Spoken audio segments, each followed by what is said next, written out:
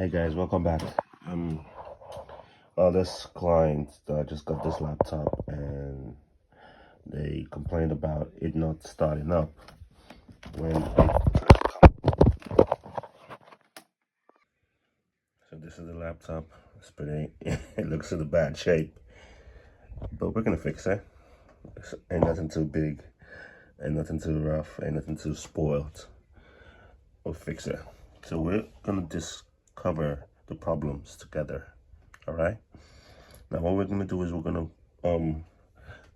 try to plug this into the light and see what happens as to how it responds. First of all, we get the power adapter, we plug it in.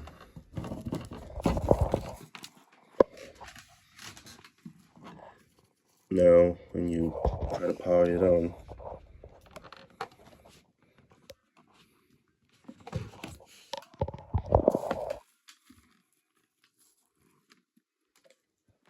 it doesn't come up without a fight. Now, it shows like it's coming up.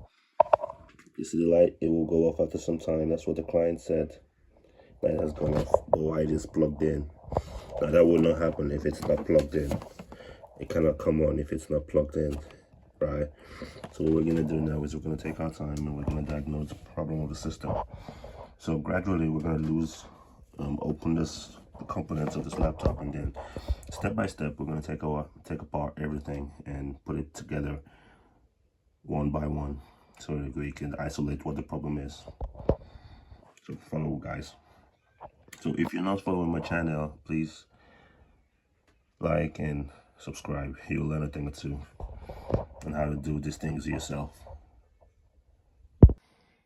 So the first thing that you want to do is you want to open up the laptop this way, and then you try to figure out if there is any damage to the components of the computer.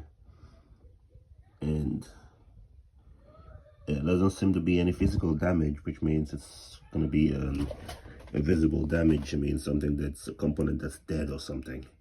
So we're going to try to figure that out. And how do we do that? We will isolate all the components, parts by parts. We will take it all apart, and then we will try to put it back together from the barest minimum. That's what we do. That's what we call it. So keep watching.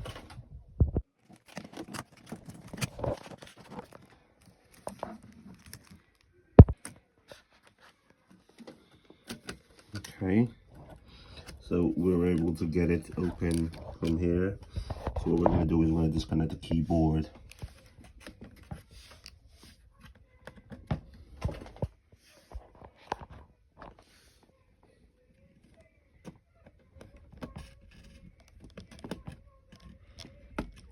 I know that a lot of people might complain that, oh, I'm not using a non-static device on this table. Yeah, while that being true, I am using a less friction table so that it doesn't take any static energy. Now, I also want you to notice the type of screwdriver that I'm using. It's an Allen key. It's a toolkit, right? It's not the normal type of star screwdriver. So you need this toolkit before you can start.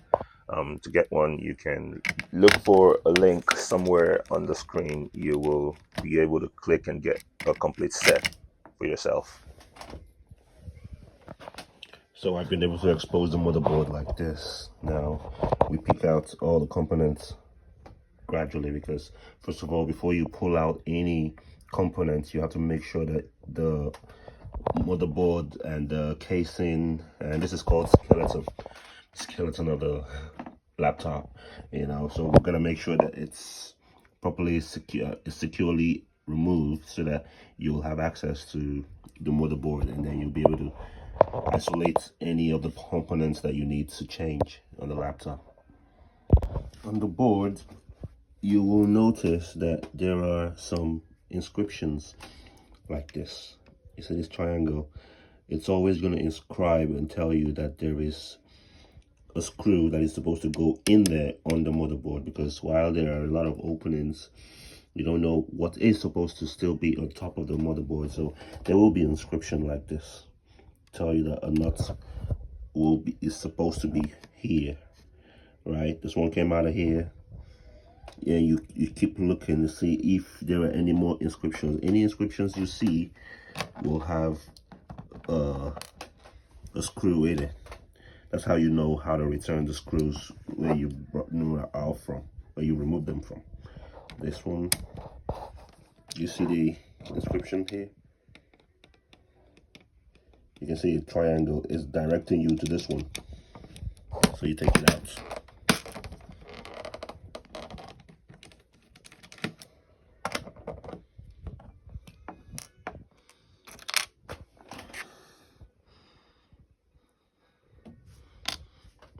That's the connector. This is the connector for the SD hard drive. That's the SSD hard drive. So we're looking to see if there's anything holding it back on. If there isn't, then we can pull it out. That's the motherboard. That's what we're trying to get at. We're trying to get at the motherboard. So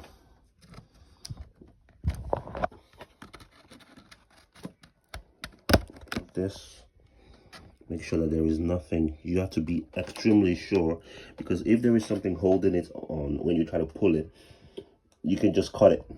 You know, like for instance, if this is here and you try to pull this motherboard from here, if it goes up, it will cut something. It will cut a cable if you've done properly.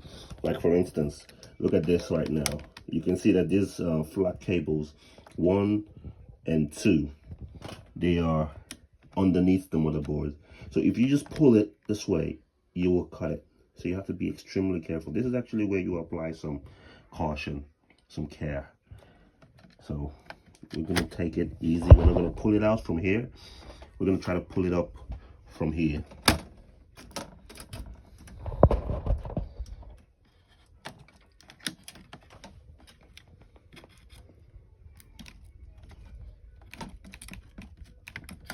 Okay, something is holding it here.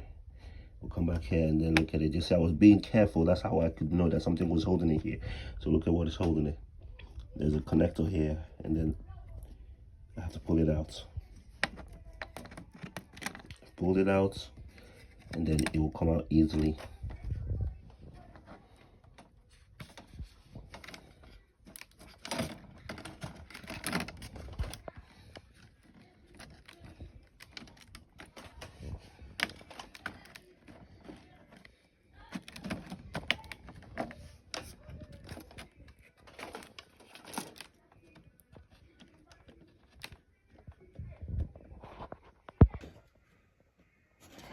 So here I have the motherboard, and it appears to be okay from my view. Like I said, there appears to be no physical damage, like a burn. You know, you might, if there is a burn, you could look like right here, and then you see a burn on it. You know some components has burnt or something. So now I can only imagine that it's some of the peripheral components. What am I talking about? You know, these different things. This is the RAM, this is the fan, the CPU fan, this is the wireless card. It could be anything. This is the screen. This cable right here is the screen, HD, that's what they call it here. So it could be anything. It could be any of these components. This is the SIM card tray. Yeah, this is the mouse pad. It could be any of these things. So if I can get this motherboard to power on without any of these things, then I'll know that the motherboard is fine, and then it's one of those components. That's what I talked about, the isolation method. So with this, I can tell that my motherboard is working properly. So let's do that. We're gonna try to power this on this way.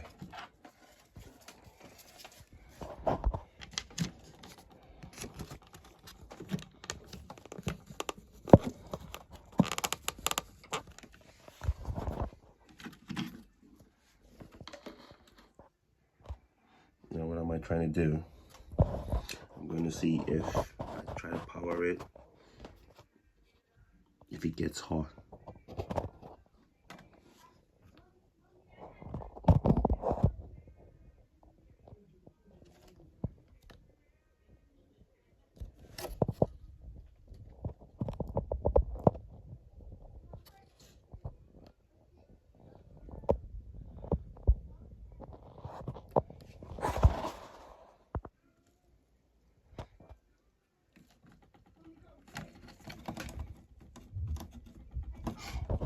So I'm trying to power it now.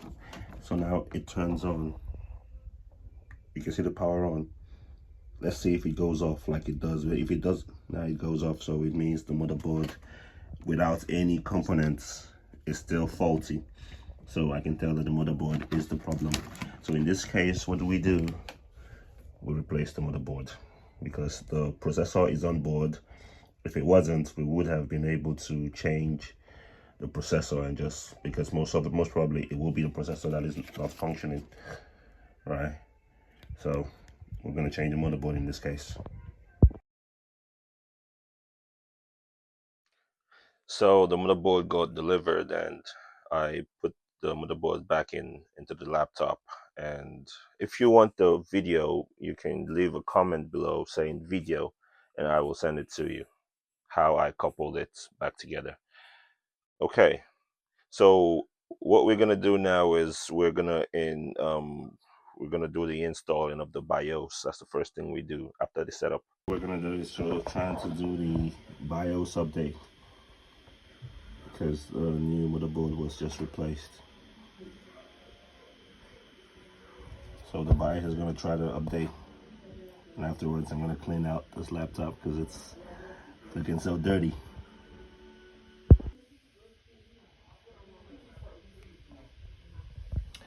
So it's now working perfectly. The light works now. Keyboard works. Yeah, everything works fine.